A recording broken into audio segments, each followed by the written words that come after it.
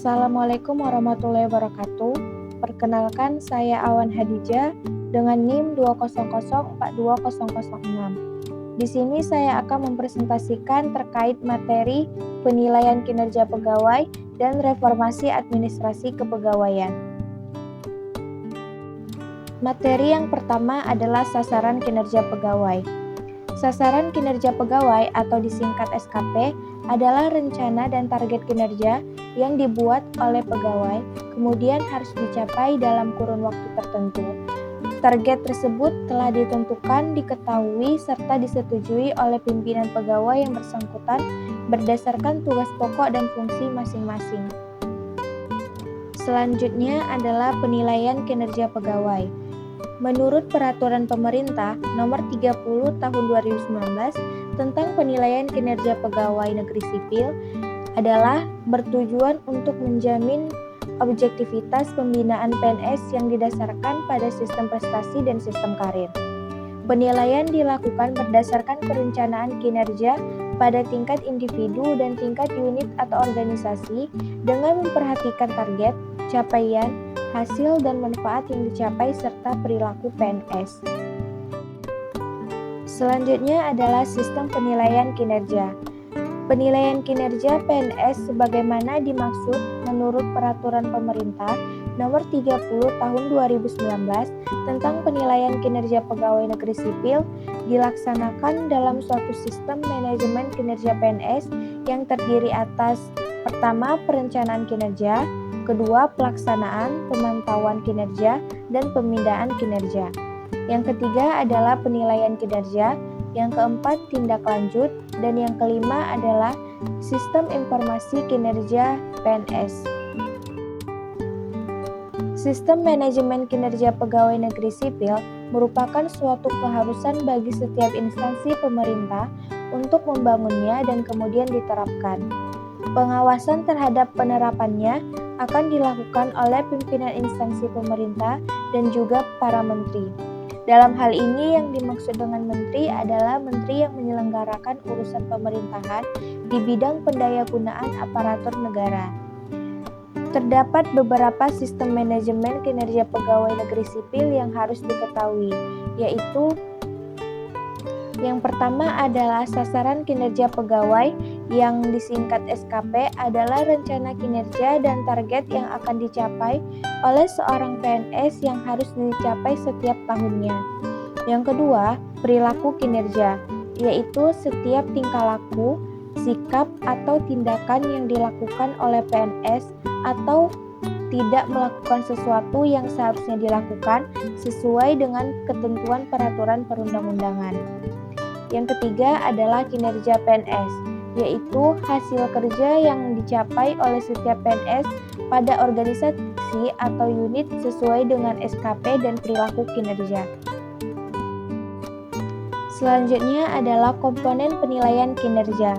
Komponen penilaian kinerja PNS menurut Peraturan Pemerintah Nomor 30 Tahun 2019 tentang penilaian kinerja PNS terdiri dari aspek hasil, yakni yang pertama sasaran kinerja dengan bobot 60% dan aspek perilaku atau orientasi, pelayanan, komitmen, kerjasama, inisiatif, dan kepemimpinan dengan bobot 40%.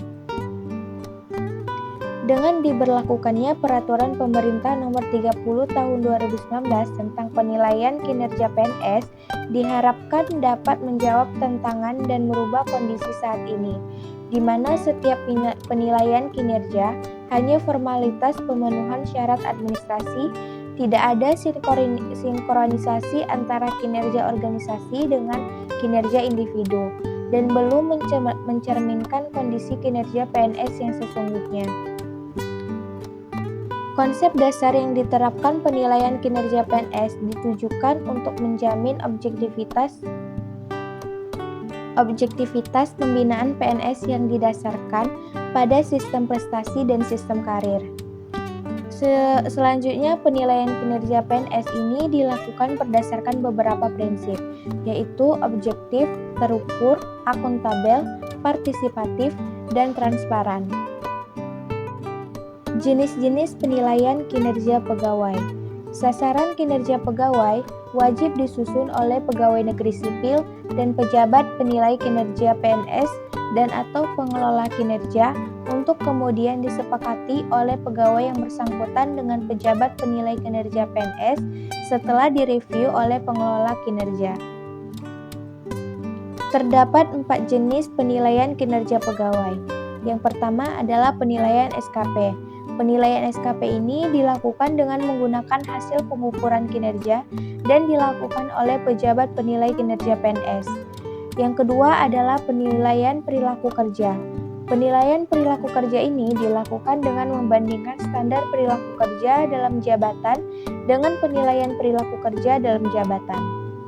Penilaian perilaku kerja ini dilakukan oleh pejabat penilai kinerja PNS. Yang ketiga adalah penilaian kinerja PNS. Penilaian kinerja PNS dilakukan dengan cara menggabungkan nilai SKP dan nilai perilaku. Yang keempat adalah pejabat penilai dan tim penilai kinerja PNS. Pejabat penilai kinerja PNS yaitu atasan langsung PNS atau pejabat lain yang diberi pendelegasian kewenangan. Pejabat penilai kinerja PNS memberikan penilaian terhadap unsur SKP dan unsur perilaku kinerja. Materi selanjutnya adalah reformasi kepegawaian negara. Reformasi kepegawaian merupakan upaya untuk mewujudkan tata kelola pemerintahan yang baik atau good governance, terutama pada aspek penataan sumber daya manusia, aparatur yang terbebas dari korupsi, kolusi, dan nepotisme atau KKN. Reformasi birokrasi pada hakikatnya merupakan upaya untuk melakukan pembaharuan dan perubahan mendasar terhadap sistem penyelenggaraan pemerintahan, terutama yang menyangkut aspek-aspek seperti kelembagaan, ketatalaksanaan, dan sumber daya manusia aparatur, menurut Miftah Toha. Sedangkan reformasi kepegawaian merupakan salah satu subsistem reformasi birokrasi. Keberhasilan reformasi birokrasi akan sangat ditentukan oleh keberhasilan reformasi kepegawaian. Dalam reformasi kepegawaian, subsistem yang harus direformasi adalah yang pertama sistem perekrutan, yang kedua penggajian, ketiga pengukuran kinerja, dan yang keempat promosi dan pengawasan terhadap etik dan perilaku PNS. Menurut Eko Prasojo tahun 2006, upaya yang tidak sistematis dan komprehensif hanya akan menimbulkan persoalan baru dalam birokrasi. Jadi, reformasi kepegawaian ini dapat kita artikan sebagai perubahan sistem kepegawaian secara struktural. Sekian hasil presentasi saya, maaf jika ada salah kata. Wabillahi taufiq wal hidayah. Wassalamualaikum warahmatullahi wabarakatuh.